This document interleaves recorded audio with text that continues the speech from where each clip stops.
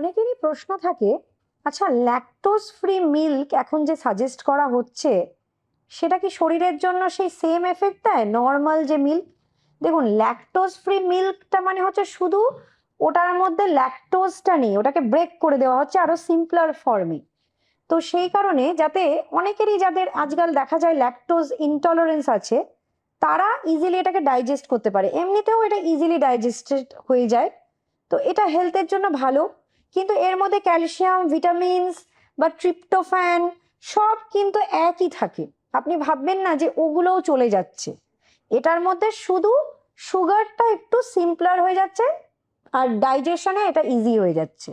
তো যা যা এফেক্ট আপনি নর্মাল কাউ মিল্ক থেকে পাচ্ছেন, যেটা হচ্ছে ল্যাকটোজ দেওয়া, আর যেটাতে ল্যাকটোজ ফ্রি করা হচ্ছে, সেটার মধ্যেও সেম জিনিস এফেক্টসগুলোই আপনারা পাচ্ছেন।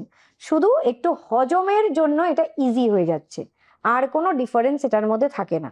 তাই সব এফেক্ট, বোন হেলথ, ক্যালসিয়াম, সবই আপনি সিমিলারলি পাচ্ছেন। তো ভালো থাকবেন, সুস্থ থাকবেন।